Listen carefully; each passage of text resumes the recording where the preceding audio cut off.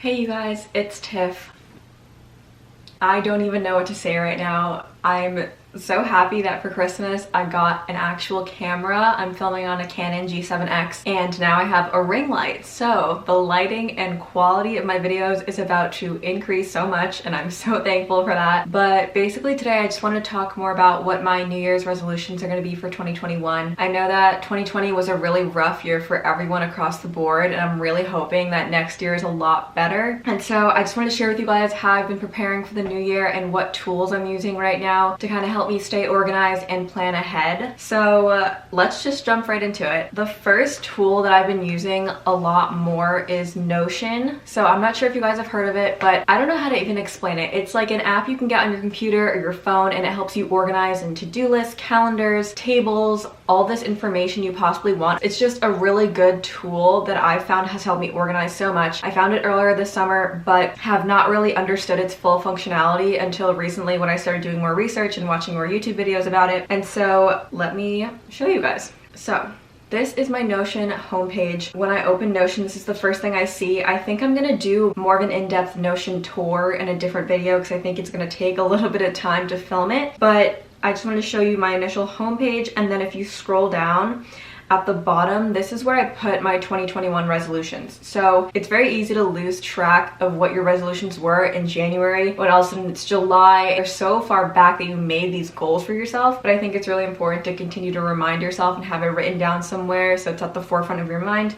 And so I just put mine on my Notion homepage. So here are the 7 resolutions that I'm really gonna try to work towards in 2021. And so just to go through them, the first one is to embrace my true self. It's not that I don't do that right now. I think that I do, but I think that I could do a better job. So what I mean by that is just sometimes I let other people's opinions or potential thoughts of me stop me from doing things that I want to do or that I think would be fun for me, but like other people might think is weird or something like that. And I don't want anyone else to kind of stop me from embracing my true self. So that's kind of like an intention I want to set for myself this year and focus more on. The second one is post a video every single week. So there's a contingency with that one. I want to post every single week and I have the goal of doing so, but I don't want to post anything that I'm not proud of. If I'm not proud of it or I don't have a good idea that week, I don't think I'm going to post a video, and I'm okay with that. I think my goal is to just try to get one up every week that I'm proud of, because one of the values that I had when I started this YouTube channel was just to create content that I'm proud of, and if I'm not proud of it, I don't want to share it. And so that's really important to me and something that is a contingency for that resolution. My third one is to make more memories. I feel like in 2020 with COVID and everything, obviously it was really hard not to travel, not to see certain people, and it was important to really stay safe and wear masks and be socially distant. But I feel like I got super complacent just being where I was, having the same routine every single day, and I want to make days memorable for myself. And if that means finding new and creative ways to entertain myself and like hang out with my friends and do something fun and different. I'm going to my last semester of college, if you guys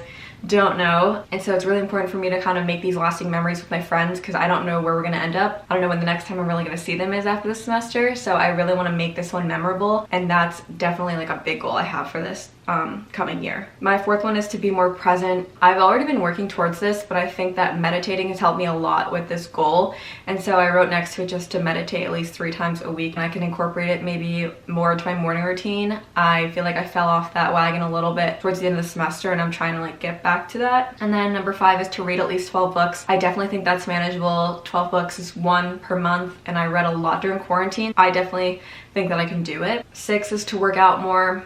I probably should quantify that, but I don't like to work out doing things that I don't like because then it feels like I'm forcing myself to do something as opposed to having fun and using it as a stress relief, which is kind of what I want it to be. And then my last goal, this is a big goal. I want to reach 10,000 subscribers. I feel like that's really scary to say out loud, but I feel like I have to aim big or don't aim at all kind of thing. But I think I could do it. I mean, I started 2020 with, I feel like it was 500 subscribers, not even 500. I feel like it was maybe 100 subscribers I started with in 2020, and now I'm at like 2,150. I feel like if I can grow that much I mean, that's an insane amount. That's like 2000%. I think that I can do it. I just need to focus on posting good content every week, or like figuring out what works for me. So that's something I'm trying to figure out how to get there, but it's an end goal I want to reach. The other tool that I mainly use to prepare for the new year and just prep and organize my life in general is my bullet journal. So let me show you that now. So this is my bullet journal. I'm just going to do a quick flip through so you guys can see all of it. I thought about filming this with you guys and like physically journaling while I was filming, but I am such a perfectionist and it takes me so long even to just do these couple of pages that I didn't think it was worth filming it. So I just wanted to show you the end result and kind of what I use my bullet journal for. And I start a new one every single year. This is the 4th journal that I'm gonna be doing. These are my other 3. So this is so skinny because it's empty, but these 3 are so fat because I stuffed them with like mementos and little notes and stuff. And I just think it's really nice that I can look back now and see an account of the last 1,000 days of my life, which is really crazy to think about.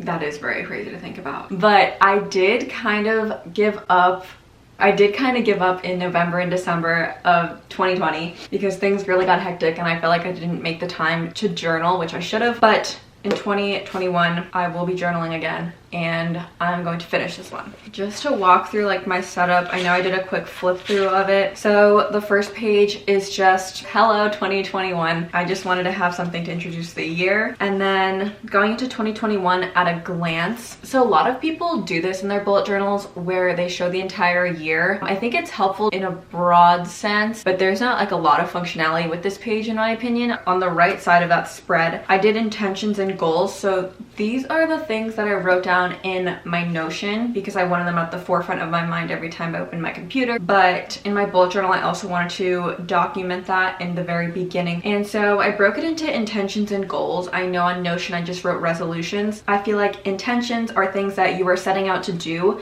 but it's not necessarily like an end goal that you've achieved it or you haven't. It's more like self-growth. For example, embracing my true self. There's no way to like measure that or say that I really achieved it like 100%. That's subjective. And so I have things like embrace my true self, post a new video every week, and make memories under intentions. But under goals, I chose more things that are quantifiable, things that I know I can either achieve or I don't achieve. And so those are things like being present and meditating 3 times a week, reading at least 12 books, working out more, and then the subscriber count. The next page, I did grid spacing. This page is great, but it's also not. I feel like I use it just for the count at the top and all the way on the left, but I do think this is a nice page for reference just to have in case. And then on the right side of the spread, I just wrote a quote, old ways won't open new doors. And then on my last one, I did 2021 memories. This is by far my favorite spread. I've done it in every single one of my journals, and it has been the most rewarding in my opinion. And I can show you one from my previous journal. Oh, I've only done it in the past 3 spreads. I didn't do it my first one ever. The way that I do this is from 2020. So anytime I have a really good memory from that day, from that year, when I look back on the week, I write it down. So at the beginning of the year, it's just completely empty, like 2021 memories, but there's nothing here. But at the end of the year, it looks something like this,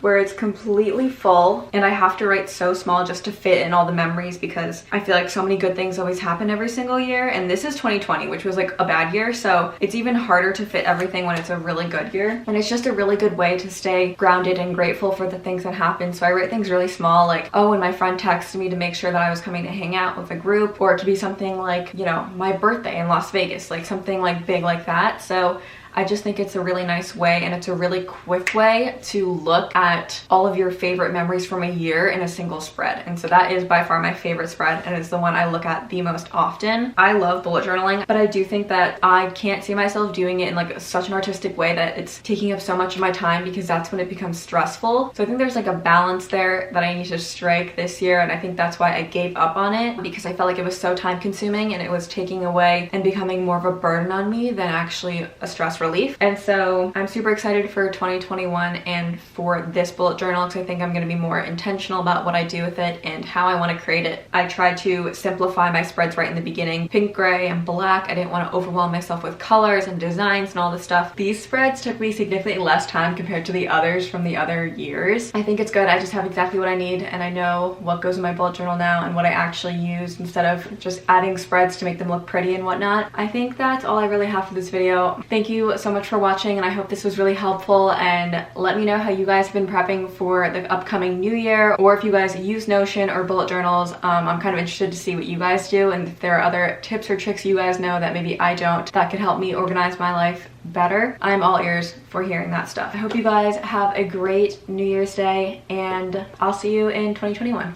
Peace.